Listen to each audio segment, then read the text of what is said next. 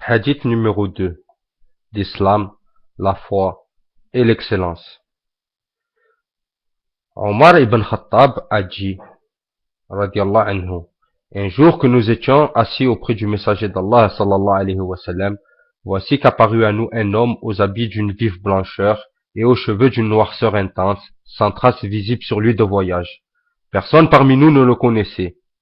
Il vint s'asseoir en face du prophète, sallallahu alayhi wa sallam, plaça ses genoux contre les siens et posant les paumes de ses mains sur ses deux cuisses, il lui dit, « Ô Muhammad, informe-moi au sujet de l'islam. » L'envoyé d'Allah, sallallahu alayhi wa sallam, répondit, « L'islam est que tu témoignes qu'il n'y ait de divinité qu'Allah et que Muhammad est son messager, que tu accomplisses la prière, que tu t'acquittes de la zakat, tu jeûnes le mois de Ramadan et effectues le pèlerinage à la maison d'Allah si tu en as la possibilité. » Tu dis vrai, dit l'homme.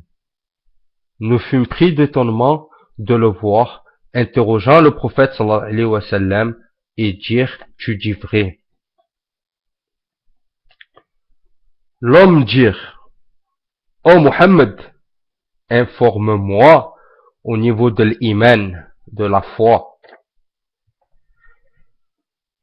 Le prophète sallallahu alayhi wa sallam lui dit, l'iman est de croire en Allah, en ses anges, en ses livres, en ses prophètes, au jour du jugement dernier, et de croire au destin imparti pour le bien et ou le mal. Tu dis vrai, répéta l'homme, qui reprit en disant, informe-moi au sujet de l'excellence, al-ihsan. C'est, répondit le prophète sallallahu alayhi wa sallam, que tu adores Dieu comme si tu le vois, car si tu ne le vois pas, certes, lui il te voit. L'homme dit, informe-moi au sujet de l'heure. Le messager sallallahu alayhi wa sallam répondit, l'interrogé n'en sait pas plus que celui qui l'interroge. L'homme demanda alors, quels en sont les signes précurseurs? Et le prophète sallallahu alayhi wa sallam répondit, lorsque la servante engendrera sa maîtresse, et lorsque tu verras les pâtres miséreux, pieds nus et mal vêtus, rivaliser dans l'édification de constructions élevées. Là-dessus, l'homme s'en alla. Quant à moi, je restai un moment. Le prophète sallallahu alayhi wa sallam me demanda, ô Omar, sais-tu qui m'interrogeait? Je répondis, Dieu et son envoyé en savent plus. C'est Gabriel, dit le prophète, sallallahu alayhi wa sallam, et alayhi salam, qui est venu vous enseigner votre religion. Et c'est rapporté par l'imam al-Muslim, rahimahullah. Sachez, mes frères et sœurs, que ce hadith a une importance. Ce hadith résume la religion. Ce hadith est al-hadith. Sachez mes frères et sœurs que d'après Ibn Daqiq al-Eid radiyallahu anhu qui a dit, ce hadith est d'une grande importance en ce sens qu'il englobe l'ensemble des actes humains, qu'ils soient apparents ou intérieurs. C'est la source d'où dérivent toutes les sciences de la charia, car il renferme les sciences de la sunna. Il est la matrice de la sunna, tout comme la Fatiha l'est pour le Coran du fait qu'elle résume ses thèmes. Ce qu'on peut retenir de ce hadith.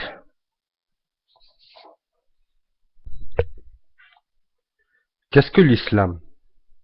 Au sens propre, l'islam signifie obéissance et soumission à Allah Azza wa Jal. Légalement, il est basé sur 5 piliers.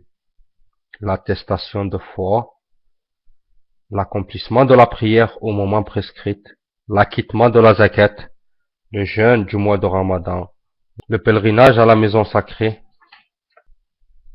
Et qu'est-ce que la foi? Au sens propre, al-iman veut dire faire confiance à une personne ou croire en quelque chose.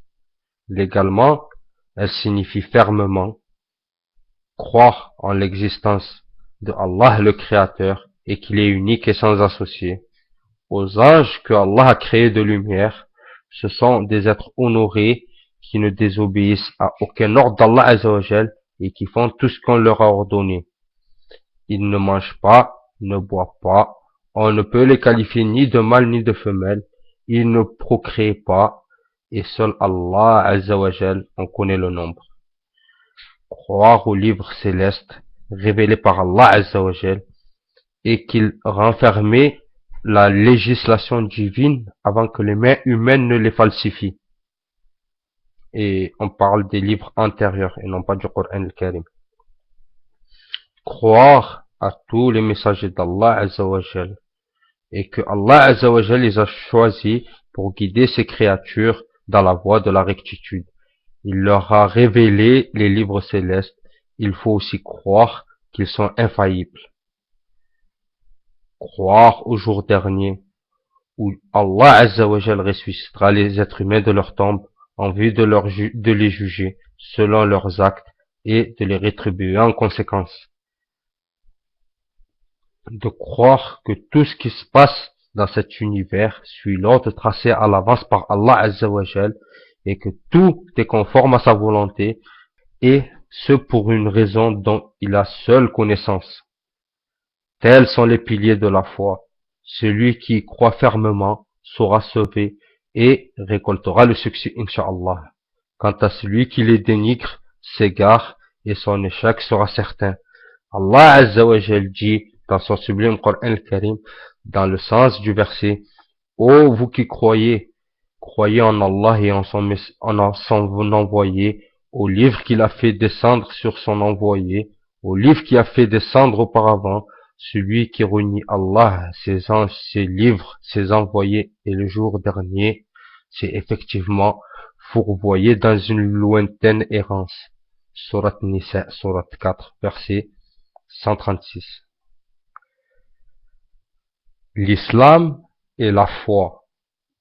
Il ressort de ce qui précède que l'islam et la foi sont deux réalités distinctes tant du point de vue linguistique que légal, même s'il arrive que la législation emploie métaphoriquement l'un de ces deux termes pour désigner l'autre. Car il n'est pas fait qu'à que la foi sans l'islam et vice-versa. Il faut absolument avoir la foi dans le cœur et que les membres du corps la concrétisent par les actes. Qu'est-ce que l'excellence? L'excellence, al-ihsan, s'exprime par la sincérité et par la perfection dans les œuvres. Autrement dit, cela revient à consacrer un culte pur à Allah et à lui seul, tout en le perfectionnant entièrement, comme si on le voyait. Toutefois, si on peut atteindre ce niveau d'adoration, il faut qu'on se rappelle que Allah Azzawajal nous regarde et qu'il observe nos œuvres, aussi petites que grandes soient-elles. L'heure et ses signes. L'heure de la résurrection révèle des choses dont seul Allah Azzawajal détient la science. Et il n'en a informé aucun de ses créatures, qu'elle soit un ange ou un messager. C'est pourquoi le prophète sallallahu alayhi wa sallam a répondu à l'ange Jibril alayhi salam quand il l'a interrogé. L'interrogé n'en sait pas plus que celui qui l'interroge. Cependant, il lui cite certains des signes précurseurs qui signifient son imminence. La décadence et la dégradation des mœurs. Ainsi, beaucoup d'enfants manqueront de respect à leurs parents et se comporteront à leurs égards comme fait le maître avec ses esclaves. L'anarchie.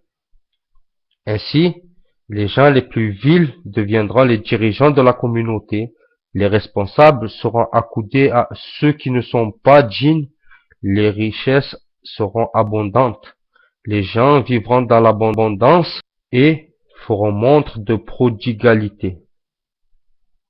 Ils rivaliseront dans l'édification des constructions élevées et se vanteront de l'abondance entre leurs mains, des biens et du mobilier.